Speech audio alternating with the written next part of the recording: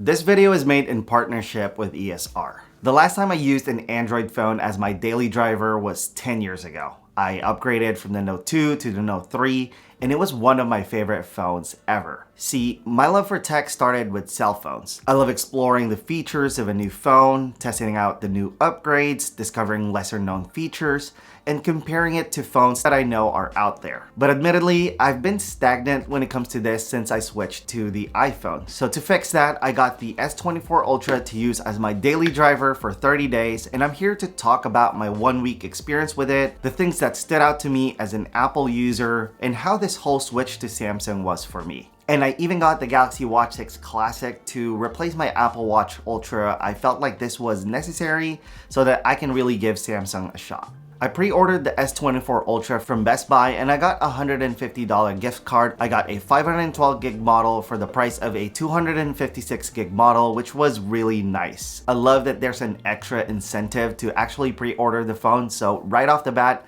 I saved $270. If you watched my day in the life video, I unboxed the S24 Ultra and the Galaxy Watch 6 Classic there. I got the watch in silver because I love that it looks more like a traditional watch, and I got the S24 Ultra in the titanium gray color so I can compare it with my iPhone. My initial reaction to seeing the S24 Ultra in person was, one, it's a really beautiful phone. Like, wow. It's probably the best looking phone I've ever seen. It just feels so premium in hand. And number two, it's a big phone, but unlike the 15 Pro Max, I feel like this phone is big with a purpose. The color of the titanium gray has more of a yellow champagne tint to it compared to the iPhone. It kind of leans more towards a very light gold, while the iPhone is more like silver. The less rounded edges, the matte frame, the flatter display makes it look like a 2024 phone, and the iPhone 15 Pro looks a bit stale next to it in my opinion. Although these changes are very nice visually, you do give up a bit when it comes to ergonomics. The sides are less rounded, so you kind of give up some comfort there.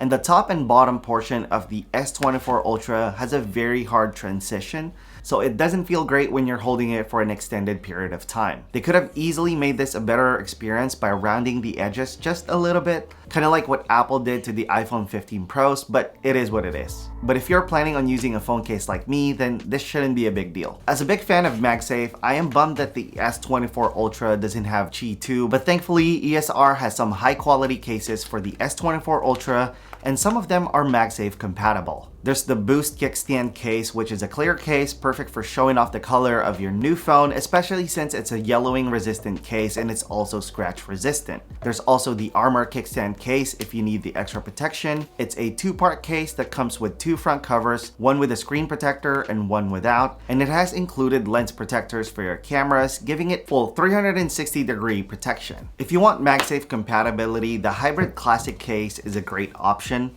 Although it doesn't have a kickstand, you can pair it with an ESR wallet stand, which makes it an awesome everyday carry setup. But if you want a good do-it-all case, the Boost FlexStand case gives you the MagSafe compatibility, the built-in kickstand, and it has shock-absorbing corners to protect your phone from drops and bumps, making it my personal favorite. If you are interested in any of the products I mentioned, you can check them out by using the links below. Setting up the S24 Ultra was a pretty smooth experience for me. I used Smart Switch to transfer my contacts, messages, and apps from my iPhone, and although it took over 2 hours or something, it worked pretty well for me. Just be aware that if you're planning on transferring your photos or videos, it could take a lot longer than that. I also had a pleasant experience transferring my eSIM and pairing the Galaxy Watch 6 Classic, so there's nothing much to say there, and I think that's a good thing. I was very excited to switch to the S24 Ultra, but I must admit, I felt pretty overwhelmed at first. After using an iPhone for 10 years, you get used to a certain way of doing things, and trying to unlearn my iOS habits and relearn basic things with One UI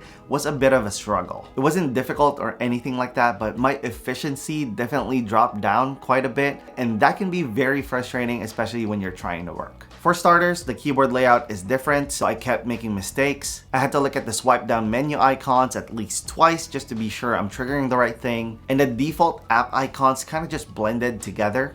I felt like there wasn't enough distinction between each one, and there are a ton of apps. The settings page was also kind of confusing. One thing I can point out is on iOS, when you turn on a setting with a toggle option, usually you get more options below it, and it's pretty consistent that way. On One UI 6, when you toggle a setting, you can get more options inside of the thing you just turned on, but you have to tap on that specific setting. Those are just some examples. None of them are a big deal in my opinion. I consider them the pain of going out of your comfort zone. I just wanted to point those out because if you switch, you'll experience a lot of those little differences that can lead to frustration at times, but stick with it, you'll get used to it eventually, and the S24 Ultra might just be worth the struggle. For me, I started to feel more comfortable around the third or fourth day.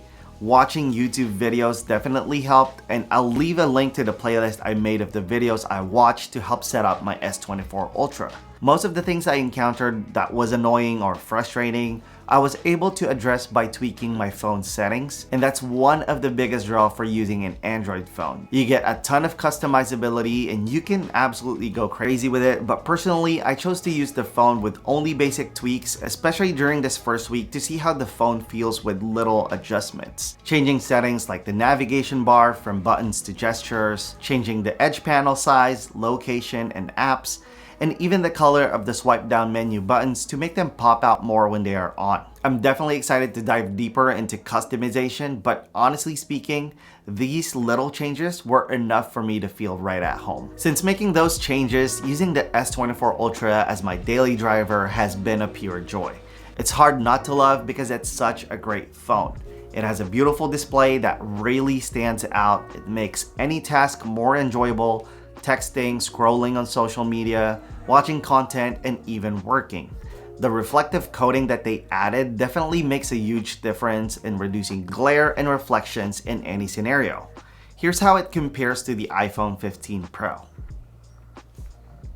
I did notice though that despite having 2600 nits of peak brightness, the iPhone 15 Pro's 2000 nits of peak brightness is a tad brighter. People are saying it's probably because of the reflective coating, which makes sense, but overall I think that this trade-off is worth it because the S24 Ultra is still pretty bright. In fact, it's so bright that I even find myself turning on the extra dim mode at night for a more pleasant viewing experience. One reason why you might get the S24 Ultra over other phones is the S Pen. I haven't used it as much as I would have liked, but it's more my fault than the S Pen's fault. There are too many tech products that are coming out, so it's kind of hard to keep up. But in the times I've used it, I really enjoyed using the S Pen. It was so refreshing being able to interact with my phone in a different way, and I can definitely see myself really utilizing this moving forward.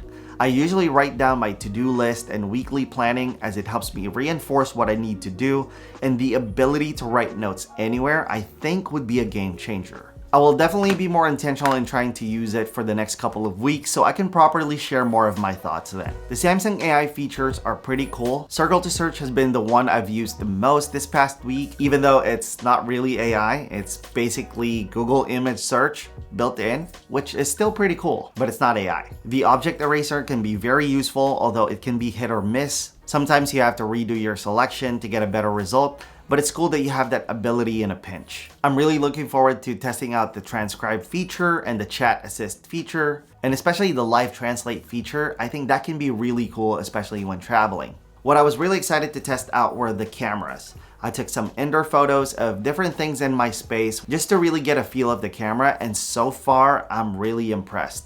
I love that you have different focal lengths, so you get a ton of flexibility when shooting. And overall, I'm pretty happy with the photos and videos that I capture using this phone. Just take a look at some of the photos I took. I am pretty pleased with the results of most of these shots. I do need to tweak the camera settings so that I can optimize it more for my style of shooting.